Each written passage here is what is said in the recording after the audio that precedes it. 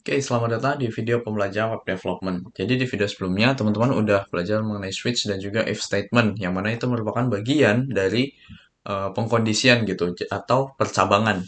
Nah, di video kali ini kita akan mempelajari materi baru pada bahasa pemrograman JavaScript, yaitu materi tentang loops dan juga function gitu. Kita akan mulai dari loops dulu ya. Jadi loops itu pada dasarnya adalah perulangan jadi atau iterasi. Jadi pada saat kita ingin memberikan sebuah perintah kepada komputer ataupun CPU dan lain sebagainya, itu kita tidak harus selalu mengetikkan semua di dalam satu file kita gitu. Jadi bagi contoh, teman-teman ingin menuliskan atau ngeprint atau console log ini angka satu, kemudian ini angka 2 sampai angka 100. Ya, teman-teman nggak mungkin mengetikkan itu semua dari 1 sampai 100. It takes time dan juga nggak efisien gitu. Nah, ada caranya supaya kita tidak perlu menulis semua satu-satu gitu. Nah, itu caranya adalah dengan menggunakan loops itu sendiri itu atau perulangan. Jadi kita langsung aja praktekin ya. Jadi untuk loops itu sendiri ada dua ya. Jadi ada for loops dan juga ada while loops. Untuk apa bedanya? Kita akan cek bersama-sama. Jadi di sini kita akan mulai dengan folder baru ya. Jadi teman-teman bisa buat folder baru. Teman-teman bisa kasih nama loops dan juga function gitu. Kemudian di dalamnya ada file functions dan juga loops.js gitu. Nah, kita akan mulai dari loops.js, tapi sebelumnya pastikan teman-teman udah ngerubah juga bagian index yang ada di bagian luar gitu. Jadi kita akan pakai file ini lagi untuk file HTML-nya. Jadi teman-teman pergi ke root, kemudian ke bagian index, jadi bagian paling luar ya. Kemudian pergi ke index, kemudian teman-teman masukkan untuk source-nya. Pastikan untuk nama foldernya itu benar, kemudian untuk nama filenya juga benar gitu. Kemudian teman-teman jangan lupa untuk nyalakan servernya. Jadi pastikan servernya udah nyala ya. Nah, oke, kalau udah kita akan bisa mulai masuk ke materi tentang loops-nya dulu. Jadi untuk loop sendiri seperti yang udah teman-teman ketahui ada dua, ada for loops dan juga while loops gitu. Apa bedanya? Jadi yang pertama itu ada yang namanya for loops ya. Jadi sebagai awal, jadi eh, loops itu gini bentuknya. Jadi for, nah sebenarnya di sini kalau di teman-teman ada yang udah muncul juga, jadi bisa langsung di enter. Nah ini akan muncul. Tapi teman-teman yang enggak, kita bisa tulis bareng-bareng. Jadi for, kemudian kurung buka kurung tutup, kemudian kurung kurawal enter. Kemudian di sini eh, ngapain gitu. Nah ini yang kode yang akan dijalankan berulang-ulang itu nanti ditaruh di sini. Nah, yang di dalam kurung ini isinya apa? Jadi isinya yang pertama ada ini, let i sama dengan 0, kemudian i kurang dari sama dengan 5, kemudian i plus plus. Nah, kemudian di sini kita langsung aja deh. Console log ini adalah angka kayak contoh yang tadi ya, untuk melakukan console log ini adalah angka 1 sampai 100 gitu misal. Jadi di sini misal sampai 100 ya, sekarang aja deh. Kita buat 100, yang ini 1. Nah, jadi ini kita save ya. Misal kita save. Nah, di sini teman-teman lihat nih, muncul dari ini adalah angka 1 sampai 100 gitu. Jadi teman-teman nggak usah menuliskan satu-satu gitu kan. Nggak usah teman-teman tulis console log ini adalah angka 1. Kemudian lagi ini paste, sorry, paste, kemudian sampai 100, jadi nggak usah gitu.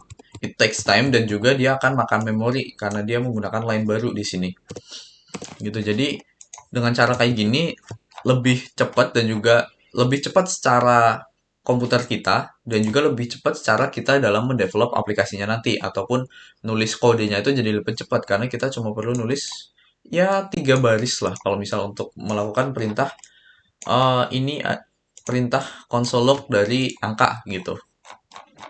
Nah, oke, kita akan bahas gimana sih cara kerja ataupun apa aja yang ada di dalam kode ini. Jadi yang pertama adalah for. Jadi for itu keywords-nya, keywords untuk melakukan for loops gitu. Kemudian di dalamnya ada tanda kurung, kemudian ditutup dengan kurung kurawal ya bagian sini. Nah, yang di dalam kurung kurawal itu adalah perintahnya. Jadi, apa yang akan dilakukan secara berulang atau beriterasi, itu yang ada di dalam kurung kurawal. Nah, kemudian yang ada di dalam kurung ini, itu ada tiga bagian. Yang pertama adalah di sini inisiasi deklarasi plus assignment-nya. Bagian sini, kemudian di sini adalah kondisinya, atau comparison atau perbandingannya, kondisinya gitu ya. Kemudian yang di bagian belakang itu ada yang namanya iterasi ya. Jadi iterasi itu di sini plus plus increment maksudnya. Jadi kita bahas ini dulu ya. Jadi plus plus itu mungkin teman-teman yang tahu ya. Jadi i plus plus itu artinya tambah satu gitu. Jadi misalkan si i ini nilainya satu. Kalau kita lakukan i plus plus, dia tuh jadi angka 2 gitu. Kayak misalkan kita coba ya, kalau buat teman-teman yang penasaran, emang iya gitu. Jadi misal let i sama dengan 1, kemudian console log di sini misal i plus gitu. Nah, di sini kita console log i. Kita save. Nah, di sini teman-teman lihat nilainya 2. Tadinya 1, kita lakukan increment dengan cara plus plus, dia nilainya 2. Kalau misal kita lakuin i plus plus lagi, dia hasilnya 3. Dan seterusnya. Ini juga berlaku untuk min-min ya. Jadi kita save. Nah, dia angkanya jadi 2. Jadi increment dan juga decrement. Naik 1 dan turun 1 gitu. Oke. Kita kembali ke for loops lagi. Nah, jadi di bagian for loops ini yang pertama adalah kita menginisiasi dulu sebuah variabel. Di sini i sama dengan 1 gitu. Nah, kemudian di sini ada i kurang dari sama dengan 100.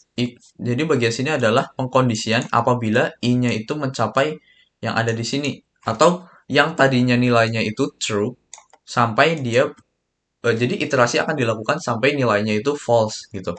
Nah, di sini adalah increment-nya atau penambahan dari si variabel yang ada di sini gitu. Jadi misalkan di sini kita akan jadi dimulai dari i sama dengan 1. Kemudian dia menjalankan nih console log ini adalah angka 1 gitu. Nah, setelah ini dijalankan, dia akan kembali ke apa? Dia akan dilakukan increment. Jadi urutannya dari sini dilakukan increment di bagian sini. Jadi yang tadinya i-nya adalah 1 dia jadi 2. Kemudian dicek apakah itu masih kurang dari sama dengan 100. Itu kan 2, berarti 2 kurang dari sama dengan 100. Oh, masih benar, nilainya masih true, maka dilakukan assignment. Jadi di assign yang tadinya i itu adalah 1, dia dirubah atau di-assign atau dirubah nilainya menjadi 2 gitu. Nah, setelah nilainya jadi 2, dilakukan perintah yang ada di dalam kurung kurawal ini. Yang mana di kasus kita sekarang ini adalah melakukan console.log gitu. Jadi ini adalah angka 2 gitu. Setelah angka 2 dilakukan increment lagi jadi angka 3, kemudian angka 3 itu dicek apakah dia nilainya masih kurang dari sama dengan 100 atau enggak. Kalau nilainya masih true, dia dilakukan assignment lagi, jadinya i sama dengan 3, kemudian ini adalah angka 3 gitu. Jadi i-nya itu sudah jadi 3. Dan terus sampai di bagian akhir sampai 100. Jadi ini adalah angka 100. Kemudian dia dilakukan increment. Jadi 100 di increment jadinya 101. Nah, 101 kemudian dicek di sini. Apakah 101 kurang dari sama dengan 100? Dia nilainya udah false gitu, nggak true lagi. Nah, karena dia nilainya false, maka for ini selesai gitu. Semua iterasi ataupun perulangan yang ada di dalam sini maka diakhiri gitu. Jadi setelah nilainya itu udah 101, dia keluar dari bracket ini atau kurung kurawal ini. Dia akan lanjut ke kode yang ada di bawahnya gitu. Selesai. Nah, jadi misal save. Nah, setelah dia 100, yang kemudian increment itu 101, di sini false. Jadi ya udah ini selesai, dia akan lanjut ke bawah. Maka di bawah sini tulisannya selesai gitu. Jadi itu untuk for loops gitu. Juga for loops itu umumnya digunakan untuk kita melakukan iterasi dari sebuah array. Atau seperti teman-teman tahu, array itu kan kumpulan ya. Jadi misalnya di sini let buah gitu. Buah, kemudian di sini pakai kurung kotak ya kalau array. Nah, misalnya di sini ada apel, kemudian ada pisang. Kemudian ada anggur gitu ya. Nah, di sini kita ada apel, pisang, anggur misal gitu ya. Kemudian di sini kita hapus dulu deh. Jadinya ini adalah buah titik 2 plus i. Atau misalnya ini ganti deh supaya lebih semantik atau lebih bermakna ya. Jadi ini keranjang buah. Nah, di sini kita buat jadi buah. Nah, gini. Oke. Oh, ini di sini keranjang buah. Buah. Oke. Di sini oh sorry, ini buah gitu.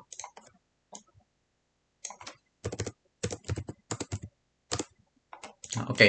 Di sini teman-teman nggak usah terlalu musingin dulu maksudnya apa. Dot length, kemudian di sini kotak itu apa, kemudian di sini ada kayaknya buat increment update buah. Oh sorry. Update buah sama dengan 0. Buah kurang dari sama dengan. Nah, oke. Nah, ini kalau misalnya kita save ya. Oke, buah plus plus plus buah. Oke. Nah, di sini hasilnya teman-teman muncul ya. Teman-teman lihat apel, pisang dan anggur. Nah, di sini teman-teman nggak usah khawatir dulu untuk maksudnya ini buah itu apa. Maksudnya kotak di sini itu untuk apa, kemudian di sini ada length gitu. Nah, itu nanti akan kita bahas lebih dalam mengenai masing-masing tipe data di video-video ke depan. Tapi di sini intinya adalah teman-teman tahu for itu juga digunakan untuk kita melakukan iterasi apa yang ada di dalam sebuah array gitu. Jadi kita bisa ini kita ambil satu-satu, kemudian kita operasikan atau kita olah items-items yang ada di dalam array itu sendiri gitu. Nah, ini karena ini, sorry. Nah, gitu dia. Nah, jadi untuk ini teman-teman nggak usah khawatir, nanti kita akan buat lagi for loop pada video mengenai tipe data array gitu. Tapi intinya sekarang teman-teman udah tahu dulu nih. For loop itu bisa juga dipakai untuk melakukan iterasi atau mengulang atau ngecek satu-satu isi dari array gitu. Nah, jadi itu untuk for loops gitu. Kemudian yang selanjutnya adalah teman-teman tahu ya while loops gitu. Nah, bedanya apa sih antara while loops dan for loops? Nah, jadi untuk for loops itu adalah perulangan yang mana kita tahu berapa kali perulangan. Jadi gini, untuk for loops kita tuh kan tahu nih. Misal di contoh yang tadi yang angka let i sama dengan 0, kemudian i kurang dari sama dengan 5 misal, kemudian i plus plus. Nah, misal gini. Nah, dari sini kan kita tahu nih kalau kita selesai dari iterasi ini itu adalah 5 gitu. Kita tahu. Jadi kita akan mengulang yang ada di dalam sini sejumlah 5 gitu. Dan yang ada di sini kita juga bisa dibilang agak tahu ya. Jadi maksudnya agak tahu adalah kita keranjang buah dot length gitu. Oke, intinya keranjang buah dot length itu dia akan menghasilkan panjang dari array ini. Di sini kan isinya ada 3. Nah, di sini nanti angkanya adalah 3 gitu. Nah, kalau misal ini kita tambah, misal nanas gitu. Nah, di sini dia nilainya jadi 4. Tapi intinya kita tahu nilai di sini itu pasti akan sesuai dengan array yang kita buat gitu. Jadi, itu yang dimaksud dengan kita tahu perulangannya itu akan berapa kali gitu. Nah, sedangkan untuk while loops itu kita nggak tahu. Jadi, while loops itu adalah perulangan yang mana kita tidak tahu berapa kali perulangannya gitu. Jadi kita nggak tahu nih dia akan selesai uh, looping atau melakukan perulangan itu kapan, kita nggak tahu gitu. Jadi contohnya adalah, oh ya sebelum kita masuk ke contoh, di sini aku mau coba praktekin.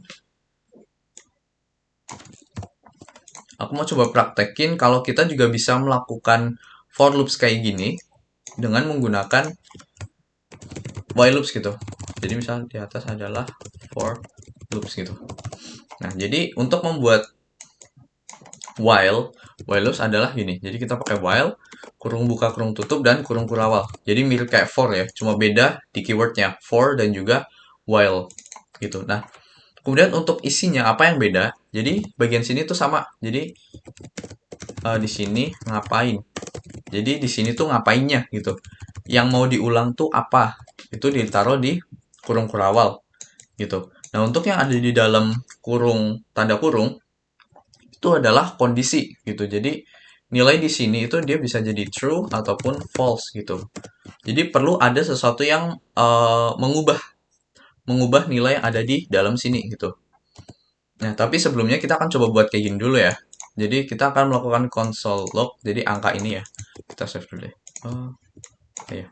Save. Nah, di sini dia muncul 0 sampai 5. Kita akan buat hal yang serupa tapi menggunakan while. Jadi while sorry, ini kita buat dulu let x sama dengan 0. Kemudian di sini x kurang dari sama dengan 5. Nah, di sini console log x. Kemudian di sini x plus plus. Nah, ini kalau misal kita save. Nah, lihat dia hasilnya sama. Jadi yang ini itu yang atas ya, yang 0 sampai 5 yang atas. Nah, yang ini adalah yang bawah gitu. Jadi kita juga bisa buat for loops dengan menggunakan while loops gitu. Nah, kalau misal di sini kita baca urutannya adalah gini. Jadi kita pertama melakukan inisiasi, deklarasi dan juga assignment untuk variabel x. Kemudian kita melakukan pengecekan. Apabila x-nya itu kurang dari 5, yang mana dia 0 ya. Jadi di sini nilainya true. Karena dia nilainya true, maka yang di dalam itu dijalankan. Nah, yang di dalam sini kan adalah console log. Jadi dia akan menampilkan 0 ini. Kemudian dia melakukan increment atau menambah satu dari variabel yang udah ada. Jadi x plus plus yang tadinya 0 dia jadi 1 gitu nilainya. Nah, kemudian dia akan kembali ke setelah ini, kemudian kan habis nih. Dia kembali lagi ke atas. Di atas ini dia while x-nya itu tadi udah increment ya. Dia udah jadi satu tuh nilai x ini, dia tuh jadi satu. Kemudian dicek lagi. Satu, apakah satu kurang dari sama dengan 5? True, masih benar gitu. Maka dia akan lakukan print lagi atau console.log lagi di sini. Terus, nah kemudian sampai angka 5. Jadi di sini console log 5, di sini ke print ya. Console log 5. Kemudian di sini dilakukan increment 5 plus plus. Berarti dia jawabannya adalah 6. X berubah jadi 6. Si ini 6, kemudian dicek di sini. Apakah 6 kurang dari atau sama dengan 5? Salah. Karena dia nilainya udah false, maka apa yang ada di dalam sini, dia nggak dijalanin lagi. While ini sudah selesai. Gitu. Jadi, itu cara kita buat uh, for loops, isi for loops yang mana kita tahu berapa kali perulangan dengan menggunakan while loops gitu. Nah, kemudian gimana sih yang dimaksud dengan kita tidak tahu nanti iterasinya berapa kali? Nah, contoh yang paling jelas dan mungkin teman-teman bisa bayangin itu adalah ketika kita meminta inputan dari user tapi bentuknya salah terus gitu. Jadi misalkan gini, kita punya let hari sama dengan Senin. Kemudian di sini kayak kita buat pertanyaan gitu ya. Um, let hari, kemudian sorry gini aja deh. Let jawaban user. Di sini adalah prompt hari pertama dalam seminggu adalah tanda tanya gitu. Jadi kita akan bertanya hari pertama dalam seminggu, maksudnya itu jawabannya Senin ya. Hari pertama dalam seminggu adalah apa gitu. Nah, kemudian di sini kita pakai while nih. While jawaban user tidak sama dengan, kita udah belajar tentang comparison ya. Jadi di sini kita bisa pakai gini. Kalau jawabannya itu bukan Senin gitu, maka di sini dia akan melakukan prompt lagi. Sorry, jawaban user sama dengan ini lagi, copy paste. Kita misal tambahin deh biar kita tahu bedanya ya. Salah, hari pertama dalam seminggu adalah tanda tanya. Kemudian nanti dia akan ulang-ulang terus. Kemudian di sini baru console log. Nah, benar gitu. Oke, misal jangan pakai console log deh. Kita misal pakai alert. Oke. Nah, di sini teman-teman lihat, dia muncul ya. Hari pertama dalam seminggu adalah di sini kalau misal kita masukin Selasa gitu. Oke. Nah, salah. Hari pertama dalam seminggu, hari pertama dalam minggu, dalam satu minggu adalah apa gitu, Selasa. Nah, di sini kan kita nggak tahu nih posisinya user tuh dia akan melakukan kesalahan berapa kali. Bener-bener di luar kemampuan atau batas kita. Karena kita bener-bener nggak tahu. Kita bukan usernya, kita developernya gitu. Jadi, kita nggak tahu nih dia akan ngisi salah sampai berapa kali gitu kan. Nah, disinilah eh, kita butuh yang namanya while loops. Jadi eh, isi di dalam sini adalah kondisi. Jadi kalau misalnya di isi yang ada di sini itu dia benar, maka yang di dalam itu akan dijalanin terus sampai yang ada di dalam sini tuh salah, baru dia keluar.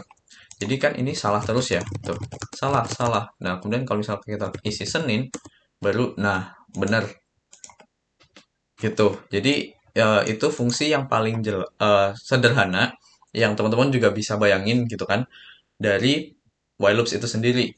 Kita nggak tahu user itu mau selesainya berapa lama. Kapan user tuh jawabnya bener gitu. Kan bisa aja terus ini user tuh salah terus gitu kan. Jadi kita nggak tahu kapan mereka benernya gitu. Oleh karena itu kita perlu yang namanya while loops di sini. Kalau misal kita pakai for loops, nah kita mau nentuin di sininya tuh pakai apa?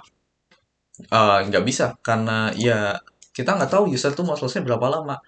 Kecuali kalau misal teman-teman mau dibuat kayak permainan hangman. Kalau misal teman-teman tahu kalau misal jawabannya salah itu nanti hatinya ngurang satu, kemudian kurang satu lagi. Kalau misal hatinya nol, game over. Nah itu kita bisa pakai for loop di sini. Jadi kita nentuinnya di sini untuk batas user bisa jawabnya itu berapa kali gitu. Jadi itu untuk perbedaan antara for loops dan juga while loops gitu. Nah, di video selanjutnya kita akan bahas ya untuk mengenai functions. Apa sih itu fungsinya functions? Dan function itu sangat-sangat sangat berguna sekali untuk kita para developer supaya kita nggak terus-terusan nulis kode sebanyak eh, yang kita butuhin gitu. Jadi kita bisa ringkas lagi kode-kode yang udah kita buat, kita pakai lagi gitu. Tapi pakainya itu pun tidak kita tulis secara manual. Nah, teman-teman nanti bisa lihat di video mengenai function. Jadi untuk video kali ini sekian terlebih dahulu. Terima kasih.